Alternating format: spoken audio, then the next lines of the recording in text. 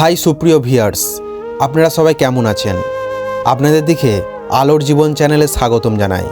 আশা করি এই 2026 সালটি আপনাদের সবার জন্য ভালোই কাটবে। আর হ্যাঁ, আজকে আপনাদের জন্য একটা নতুন গল্প নিয়ে চলে এসেছি।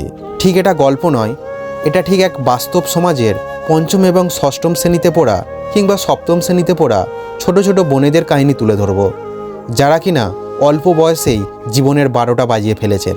চলুন এরকমই বোনেদের কাহিনী আজ তুলে ধরা যাক। আর হ্যাঁ, আপনি যদি আমাদের চ্যানেলে প্রথমবার ভিজিট করে থাকেন, অবশ্যই আমাদের চ্যানেলটিকে সাবস্ক্রাইব করে আমাদের পাশেই থাকুন। পঞ্চম শ্রেণীতে পড়ে একটা ছোট্ট মেয়ে, যে বয়সে তার স্কুলের ব্যাগটা ঠিকমতো গোছানোর কথা, বিকেলে পুতুল কিংবা বন্ধুদের সাথে ছোটাছুটি করার কথা, সেই মেয়েটি আজ বয়ফ্রেন্ডের সাথে রেস্টুরেন্টে গিয়ে ধরা পড়েছে। শুনতে অবাক লাগলেও এটাই এখনকার নিরেট বাস্তবতা। ক্লাস 4-5-এ পড়া অসংখ্য মেয়ে, যাদের আমরা শিশু বলে আদর করি, তারা নিয়মিত বয়ফ্রেন্ডের সাথে রুম ডেট করছে। তাদের প্রেমিকরাও খুব বড় নয়, কেউ 6-7 বা 9-এর ছাত্র। বড়ই অদ্ভুত আমাদের সমাজ ব্যবস্থা। এই মেয়েগুলোর বিয়ে দিলে রাষ্ট্র তেড়ে আসবে, পুলিশ গ্রেপ্তার করবে, কারণ তারা শিশু। অথচ এই শিশুদেরই অবাধ মেলামেশা, রুম ডেট বা অনৈতিক সম্পর্কের বেলায় সমাজ মুখে কুলু পেটে বসে থাকে।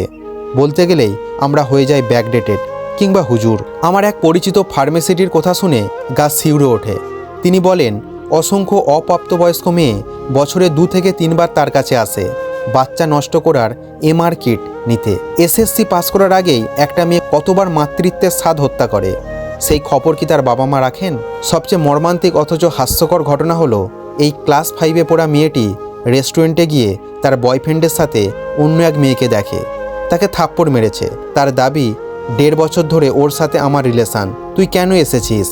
পঞ্চম শ্রেণীর বাচ্চার মুখে 1.5 বছরের রিলেশান, ভাবা যায়? এরাই নাকি আগামী দিনের ভবিষ্যৎ, আগামী দিনের বেগম রোকেয়া। আমরা আধুনিকতার নামে আমাদের সন্তানদের আসলে অন্ধকারে ঠেলে দিচ্ছি। সময় থাকতে সাবধান হন। আপনার আদরের সন্তানটি কার সাথে মিশছে, কার ফোনে ফোন করছে, কার ফোন কল রিসিভ করছে, এইগুলো সব খবর নিন। নতুবা যেদিন খবর পাবেন, সেদিন হয়তো আর কিছুই করার থাকবে না।